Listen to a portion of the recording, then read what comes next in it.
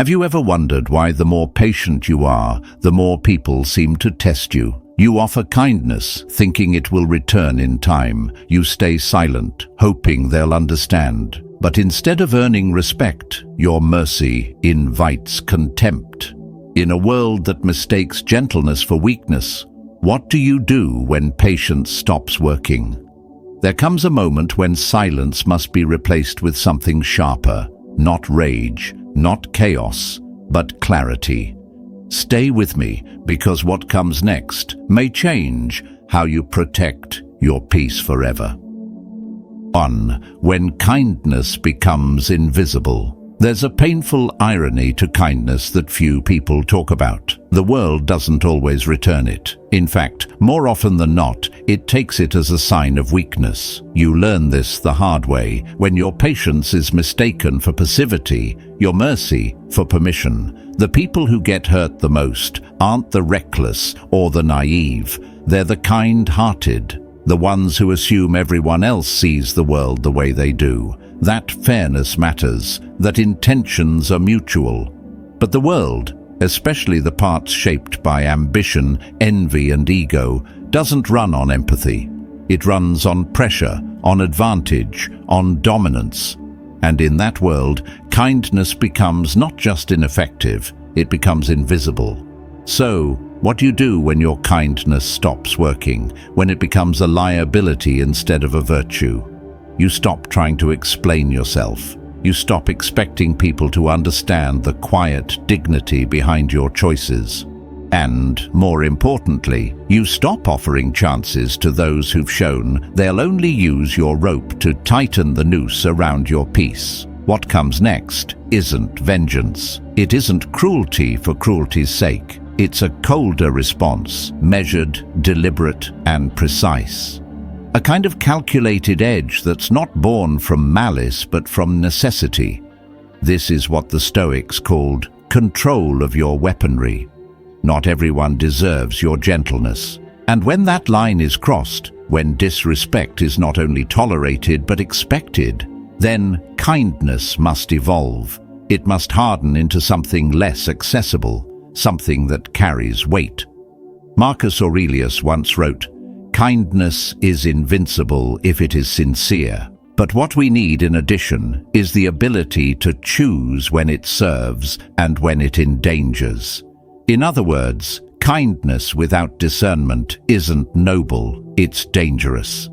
Because if you keep turning the other cheek to someone who only uses the opening to strike again, then at some point you're not practicing compassion, you're enabling their cruelty. So the moment kindness fails, the moment it's met with contempt, you shift, not out of bitterness, but out of self-respect. You move differently, you speak less, you calculate more. And instead of proving your worth, you become the consequence that proves their mistake. The silence that makes them wonder. The absence that makes them explain your presence to others. The boundary they didn't think you were capable of enforcing. And when the moment comes to respond, because not every insult should be ignored, you don't respond with noise or emotion. You respond with a tone so calm, so certain, that it chills the room. Not rage, not revenge, just a decision made quietly and carried out fully.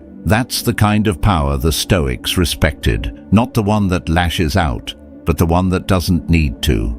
Because in human relationships, power doesn't shift through speeches. It shifts when the person they underestimated changes in front of them and does so without warning. The one who always forgave, suddenly distant. The one who always listened, now silent. The one who always gave chances, unreachable. That transformation doesn't scream, it echoes. And the echo rewires how people treat you from that moment forward. Let them feel the space your absence creates. Let them sit in the discomfort of not knowing where they stand with you anymore, not to punish, but to correct. To realign what they confused for access. Kindness must be earned, and if they don't understand kindness, perhaps they'll understand silence or distance. or the unshakable confidence of someone who no longer needs to be liked in order to walk away. Because in a world that tests your boundaries every single day, there comes a moment where continuing to be kind is no longer virtuous. It's dangerous. And when that day comes, there is only one move left. Practice the law of necessary severity, not as a weapon, but as a warning that this version of you, the quiet, watchful, unbreakable version, only exists because they mistook your kindness for weakness. Let them learn that lesson deeply, and let them never forget it. 2. When mercy weakens authority. Sometimes mercy begins with the best of intentions. You let a small insult pass. You overlook a broken promise. You laugh off a joke that deep down left a bruise. And you tell yourself, be the bigger person, let it go. At first, that feels like strength, like restraint. But there's a moment when restraint starts to send the wrong message. When what you think is maturity, others begin to interpret as submission. Marcus Aurelius reminded us, waste no more time arguing about what a good man should be. Be one. And in trying to be that man, calm, composed, forgiving, you may not realize how mercy, repeated without consequence, begins to erode your authority. Especially in the subtle arena of group dynamics, where respect is measured not in titles, but in tension, in what people say when you're not around, in how they test, observe, and slowly push against the lines you never drew. You see, power, real power, is not something you proclaim. It's something you protect. And every time mercy is extended without boundary, you shift the balance. Once is forgiveness, twice is tolerance, but three times is permission. That's when people stop testing you and start using you, not always maliciously, sometimes unconsciously. They come to believe that your mercy isn't generosity. It's your only move, that you don't act because you can't. This is where the Stoic and the strategist must meet. Mercy without judgment is not virtue, it's vulnerability. It's a philosophy stripped of backbone. Machiavelli, a man often misunderstood, once said, "It is much safer to be feared than loved, if one must choose." But the Stoic would modify this. Be feared, not because of your cruelty, but because of your composure. Because of what happens when your patience ends, not with rage, but with resolution. In a group, people are always watching. They don't always listen to your words. They measure your responses. Who do you correct? Who do you ignore? Who do you allow to cross you without consequence? These become your unspoken laws. And if your mercy teaches others that boundaries can be bent, then eventually they will be broken altogether. There comes a time, not often but unmistakably, when you must act, not with a speech, not with fury, but with finality. The kind of action that carries no announcement, only presence, a quiet distancing, a closed door, a silence so total it makes people rethink the noise they brought into your life. That kind of response doesn't breed hatred, it commands reflection. Because it shows you were capable of mercy, and still are, but you are no longer willing to waste it on those who mistook it for weakness. The most effective form of discipline is not public punishment, it's private removal. Not to make a scene, but to end the cycle. No explanation, no ceremony. Just a change they never saw coming, because they assumed you would never stop being soft. But you weren't being soft, you were being patient, and now patience has ended. You don't need to be brutal to be remembered, you just need to be decisive. Let your absence speak louder than your warnings ever could. Let them wonder what line they crossed, and let your actions, not your anger, set the example. So when mercy begins to undermine your presence, when the room forgets that your silence was a choice, remember this. You are not obligated to keep forgiving those who disrespect the gift. You're not cold for walking away. You are clear. And clarity is often mistaken for cruelty by those who benefited from your confusion. There's wisdom in restraint, but there's also wisdom in limits. And when you reach that limit, let your decision say what your words never needed to. This is what happens when you cross someone who gave you every chance. Now, you get no more. And from here, we move into the next lesson, because once you've reclaimed your space, the question becomes, how do you command quiet respect without ever raising your voice? 3. When silence becomes permission. There's a kind of disrespect that doesn't arrive with a bang. It seeps in slowly, like water through cracked stone, not through one major betrayal, but through erosion, the constant interruptions mid-sentence, the jokes they make at your expense, the way they mimic your tone, dismiss your ideas, challenge your boundaries in front of others, then laugh as if it's all harmless fun. And you, trying to stay above it, tell yourself, it's not that serious. They probably don't mean any harm. I'll ignore it and stay calm. But what do they hear? They hear permission. They hear, I can say whatever I want and nothing happens. They hear that your silence means safety, for them, not for you. Marcus Aurelius once said, the best revenge is not to be like your enemy. And yes, there is virtue in choosing dignity over reaction. But virtue, when misread as passivity, can invite the very thing it seeks to rise above: disrespect. Machiavelli, ever the realist, observed, men judge more by the eye than by the hand, for all can see, but few can touch. Meaning, it doesn't matter how strong you are inside if all people ever see is you tolerating humiliation. The perception becomes the truth. And in human dynamics, perception shapes behavior. Your silence may be noble, but if that silence is received as submission, it becomes the soil where disrespect grows. So what do? You don't explode. You don't plead. You don't give a dramatic speech. Instead, you change the atmosphere. You become cold, not cruel, but unreadable. When they expect laughter, you offer stillness. When they press for reaction, you give restraint. You shorten your words. You hold your gaze longer. You interrupt the comfort they've grown accustomed to, and they begin to notice not what you say, but what you no longer give.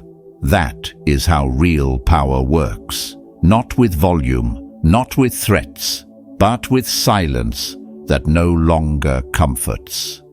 With space that once welcomed, now sealed off. With stillness that unsettles more than any anger ever could. Think of it like winter. It doesn't announce itself with fire. It simply arrives. Quiet, cold, final. And those who underestimated the seasons, those who didn't listen when the wind changed, find themselves unprepared. That's how you deal with someone who's made sport of undermining you, not by shouting them down, but by letting them feel the weight of your distance. Because cruelty doesn't always mean aggression. Sometimes cruelty is discipline, it's detachment. It's the moment when they realize your silence no longer hides forgiveness. It enforces consequences. This is the power of Stoic control. You choose not to react, not because you are afraid, but because you've elevated your response into something more strategic. Something they can't decode, can't argue with, can't predict. And in that uncertainty, they feel what they tried to make you feel: powerless. So when silence starts encouraging disrespect, it's time to recalibrate, not by speaking more, but by making every unspoken signal count. Let them talk to their own guilt. Let them wonder when the change began. Let them reflect in the vacuum you leave behind. Because once someone gets too used to crossing your lines without pushback, they forget those lines ever existed. And when you finally redraw them, not in anger, but in absence, they'll realize that what they mistook for silence was grace, and you've chosen not to offer it anymore. From here, we continue forward, because the next lesson is not about retreating into coldness forever. It's about how to restore your inner authority without ever compromising your inner peace. 4. Correct once, not repeatedly. There's a breaking point in every soul that's been too forgiving for too long. We tell ourselves it's noble to absorb disrespect, that being the bigger person means never reacting, never drawing a line. But eventually, kindness turns into a habit of self-betrayal. The world doesn't learn from our patience, it learns from our limits. Machiavelli understood this with ruthless clarity. He wrote, "Injuries must be inflicted all at once, not because cruelty is the goal, but because uncertainty, when prolonged, only emboldens the offender. If they can keep pushing and never meet resistance, they'll push forever. And when your boundaries are violated day after day with no consequence, your silence teaches them they can get away with anything. But there comes a moment, not of rage, but of recognition, where you must deliver one clear, unforgettable consequence, not loud, not violent, just sharp enough to be remembered. Because people don't change from your explanations, they change from their experience. The experience of losing access to you, the experience of realizing their words had a cost, the experience of discovering you were kind, yes, but not naive. Stoicism isn't about being a doormat. It's about choosing your response wisely. And sometimes wisdom looks like removal, like withdrawing your presence so completely that it burns deeper than any insult ever could. A single act of discipline, not done to hurt, but to prevent future harm, can do more for your dignity than 100 conversations ever will. Consider this. A person mocks you in public. You don't raise your voice. You don't explain why it was wrong. You simply stop speaking to them. You leave their space. You cut off the access. And then you stay silent, not as punishment, but as proof. Proof that you saw what they did, and you've recalibrated your standards accordingly. That loss becomes their lesson, not your anger, not your pain. Their own discomfort teaches them what your patience never could. People learn when something they took for granted disappears, when you stop laughing at their jokes, when you stop responding to their texts, when the warmth in your tone vanishes without a trace.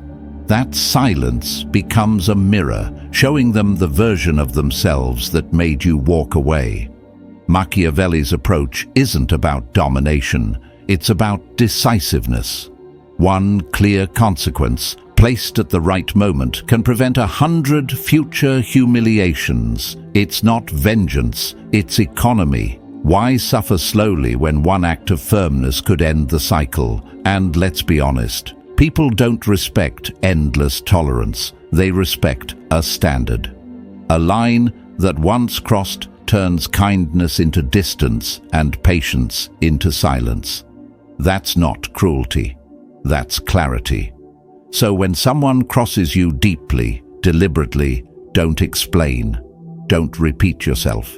Don't wait for the next offense. Let the consequence be swift and final. Let it mark the moment they realized they lost something they assumed would always be there. Because when you've shown kindness and they chose to abuse it, the next lesson must be felt, not spoken. And now we arrive at the final principle. Once you've enforced your value with silence and consequence, how do you rebuild from that moment of distance? How do you restore your presence so it never gets questioned again?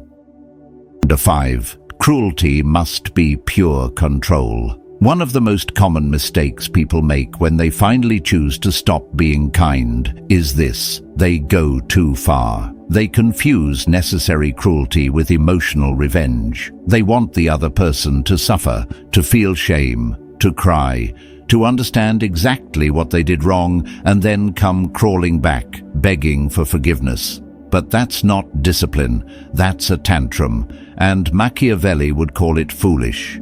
He once said, "Injuries should be inflicted all at once, while benefits should be given little by little." Because when cruelty is emotional, it's messy. When it's about venting instead of repositioning, you lose the very control you're trying to reclaim. People who act out of rage don't look powerful, they look unstable. And those who witness it don't walk away with respect, they walk away with a story. But cruelty, real cruelty, when done through the Stoic lens, is not about releasing pain. It's about reclaiming order. It's not a reaction. It's a performance, thoughtful, quiet, controlled, not to destroy, but to correct. It doesn't scream, it simply withdraws. It doesn't explain, it shifts. And in that shift, everything changes. So how do you do it the right way? You sever without a speech. You remove your warmth without warning. You stop initiating. You let the smile fade from your eyes, the softness leave your voice. And when they ask, "Is something wrong?" you answer with the most chilling line you can deliver without raising your voice. "No, everything's fine." Because what people fear more than punishment is ambiguity. They don't fear the blow they can prepare for. They fear the silence they can't read. They fear the cold shift in the atmosphere that tells them something is broken, but they're not invited to know how or why. That uncertainty becomes the consequence. That absence of closure becomes the teacher. People expect you to yell, to cry, to confess your wounds so they can rationalize their behavior, rewrite the past, or control how the story ends. But when you deny them that script, when you walk away without the final paragraph, they're left with questions that echo long after you're gone. They start replaying everything they said, everything they overlooked. They sit with the weight of their own actions, not yours. And that is what teaches them, not your anger, not your accusations, their own reflection. In Stoic philosophy, discipline is not found in reaction, it's found in response. Cruelty must never be about hurting someone for the sake of pain. It must be about restoring a balance that has been lost. A balance that your silence can enforce far more powerfully than your voice ever could. So the next time someone crosses a line too many times, don't shout, don't explain, just become colder, become quieter. Withdraw the privileges of your kindness. Let them feel the distance. Let them hear the message in your silence. Because when cruelty is calculated, not emotional, it doesn't just cut, it corrects. And now that you've learned how to reclaim your power with presence and restraint, the question becomes, how do you carry yourself going forward so that no one dares to test your silence again? 6. Let them feel what they lost. Sometimes the most unforgettable lesson is the one you deliver without raising your voice. When someone disrespects you, betrays you, humiliates you, they expect a reaction. They want the chaos. They want the story. But what shakes them most is your silence. Not the kind that hides fear, but the kind that reveals power. Machiavelli once said that cruelty must be useful. So before you respond, ask yourself, what lesson do I want them to carry with them? If the insult was public, then your withdrawal must be seen. If the betrayal was emotional, then your absence must be felt. Not just emotionally, but socially and even physically. You don't block them. You don't disappear overnight. That would let them escape the consequence. Instead, you stay in the room, you stay visible, and you go cold. You shift your energy. You let them watch as your attention no longer includes them. You let them feel the drop in warmth, the absence of the spark they used to take for granted. It's not about vengeance, it's about clarity. They used to hold space in your world, and now you've reclaimed it. You don't argue, you don't beg, you simply never make them feel chosen again. That void becomes their punishment, not your anger, not your words, just the contrast between what was and what will never be again. And then there's the fear. What if I look like the villain? What if they tell their version of the story? Machiavelli would say, let them talk. Let them twist the narrative, because the more they explain, the more they reveal that your silence disturbed them. The more they try to flip the script, the more attention they draw to a story you're not even participating in anymore. Your silence becomes the evidence of your strength. Their noise becomes the proof of their guilt. And when someone eventually asks, "Hey, what happened between you two?" you say the most stoic, Machiavellian line of all, "Nothing really, I just moved differently." You don't justify, you don't defend, you don't retaliate. Because when someone wrongs you and you respond with calm removal, not rage, not drama, you don't just protect your reputation, you elevate it. People watch, people notice, and the absence of chaos says everything. There's a difference between revenge and necessary cruelty. Revenge is about how you feel. Cruelty, when done right, is about what they remember. And when delivered with composure, it doesn't provoke more conflict. It inspires caution. Because people begin to wonder, if this is how calmly you punish what happens if someone really pushes you. That's fear. That's respect. Not built through intimidation, but through restraint. And that's the rebirth of power. So don't fear the quiet. Embrace it. Use it. Let the loss echo without making a sound. Let them destroy their own reputation trying to damage yours while you remain still, composed, untouchable. Because the lesson you leave behind isn't just that you're no longer available, it's that you were always stronger than they imagined. Now, having reclaimed your power in silence, the final test is this. Will you remain grounded in peace or be pulled back into the storm you just walked away from? The answer to that is what defines the strength of your philosophy. 7. Stillness is the final blow. What happens after you set a boundary is just as important as the boundary itself. When you've punished someone, when you've gone silent, withdrawn your presence or cut them off, there's a temptation to look back, to wonder if they noticed, to check if they regret, to secretly hope they come back and ask for forgiveness. But if you do that, the punishment was never real. It was theater, and they'll see through it. For cruelty to be effective, not in malice, but in purpose, it must be followed by something rare: stillness, no remorse, no follow-up, no emotional revisits. You don't go back just to see if they're still bleeding. You don't open the door to see if they've learned. You let the silence do the work. As Machiavelli taught, cruelty should not be dragged out or tangled with emotion. It must be sharp, final, and clean. And once delivered, you don't return to the past. You rebuild, but not from the same foundation. The first step is to rebuild without softening. That's where most people fail. They want to prove they're still the same kind-hearted person, just wiser. So they smile again. They entertain familiar conversations. They test the waters to see if they can go back to how things were. But the Stoic and the strategist knows better.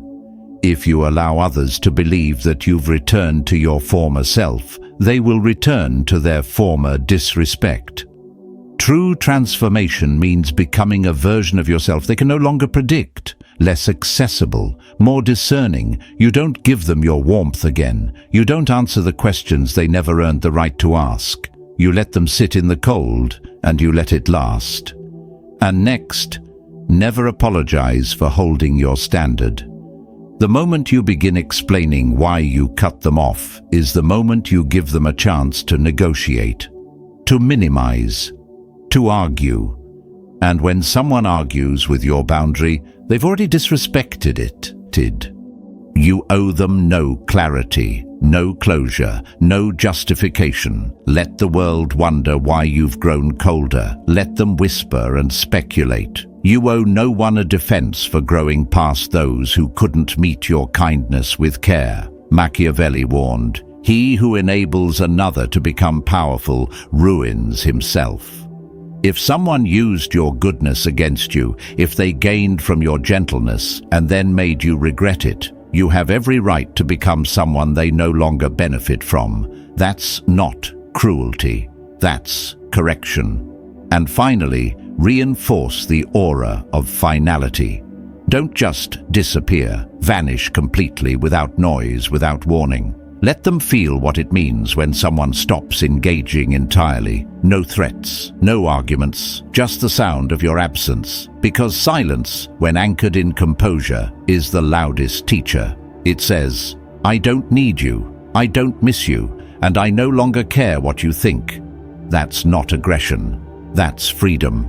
Because real power isn't about making them fear your presence. It's about making them respect your absence. And when they finally realize you're not coming back, when they feel the full weight of what they lost, not through your rage, but through your stillness, that's when the lesson is complete. Don't revisit the battlefield. Don't check the damage. Don't look back to see if they've learned. You don't need to, because if you've done it right, they'll be left not with your wounds, but with their own reflection.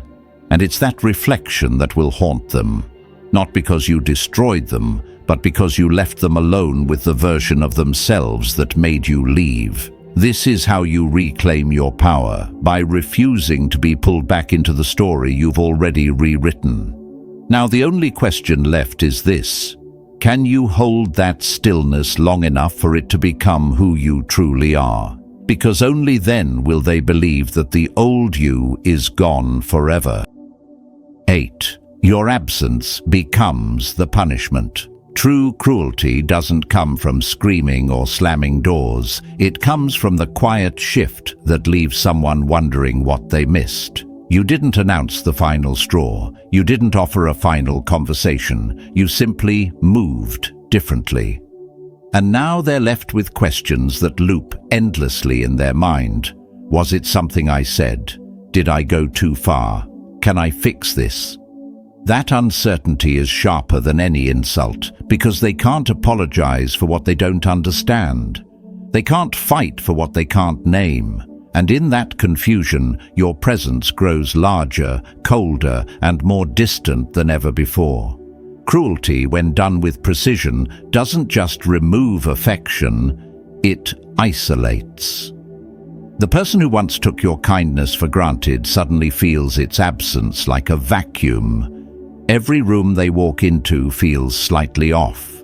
The way people respond to them changes, and whether they admit it or not, it's because you're no longer there. You brought gravity, you brought peace, you made things feel safe, and now that safety is gone, not violently, not dramatically, but completely, they don't just miss the conversations, they miss the way they felt when they still had access to you. And even if they're surrounded by others, it's not the same. Because your absence has a shape, and that shape lingers in their memory, in the spaces you once filled. And then comes the fear that someone else now has what they lost. That your time, your loyalty, your softness has been rerouted to someone who won't waste it. That the version of you they disrespected is now in the hands of someone who will protect it. That fear doesn't just sting, it humiliates.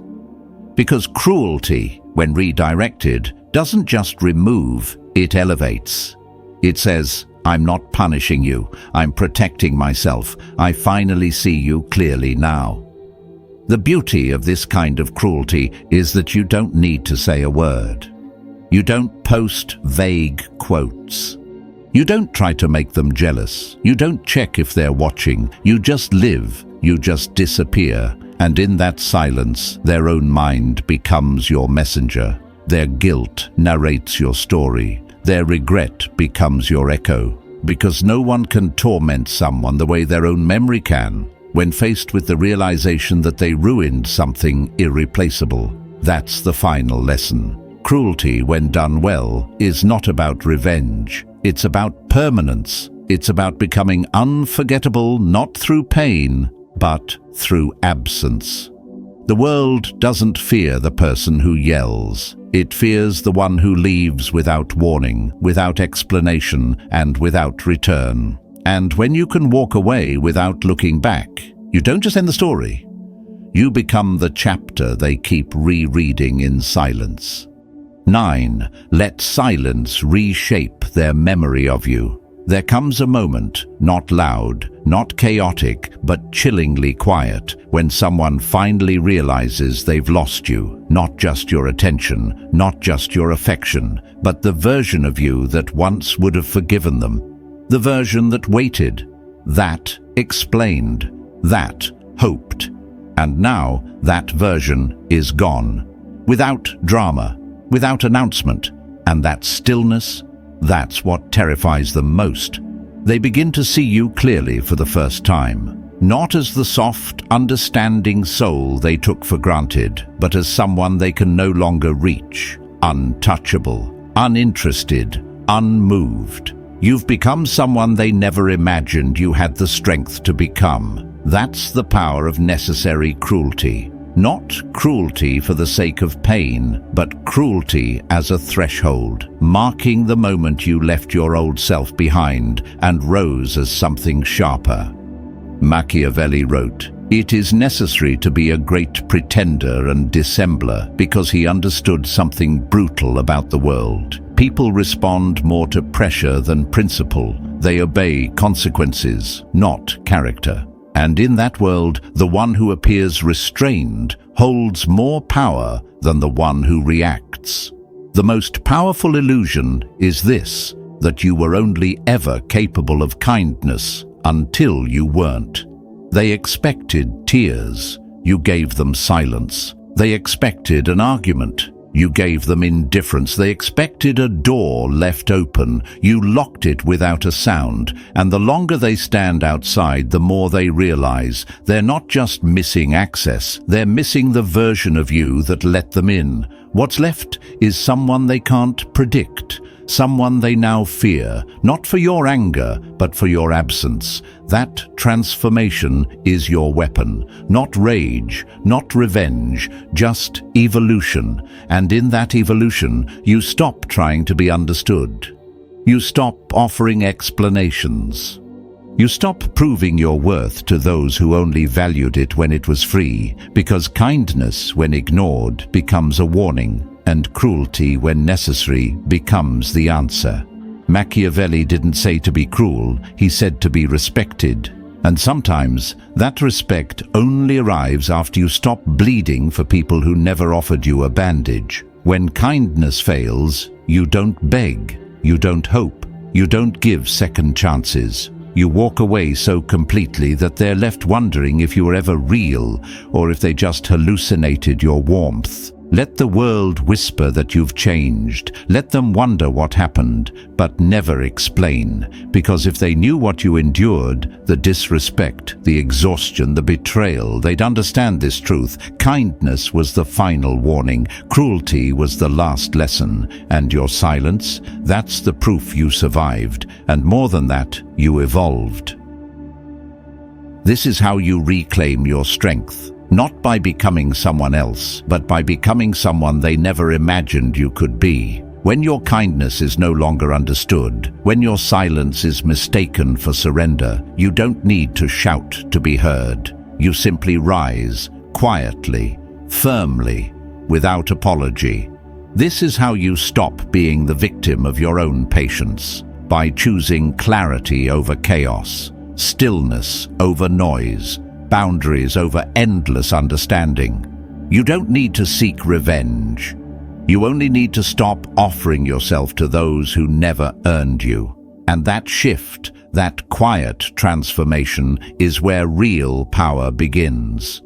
If this message spoke to something deep within you, take a moment to subscribe. It helps this kind of content reach others who are walking the same path. Comment below with just "no more chances" if you're choosing peace over being misunderstood. The strength you're building now will become the calm others feel when they enter the room. Keep walking this path. The next lesson will show you how to speak less and command more. You're not becoming colder, you're becoming clear, and that clarity will carry you forward.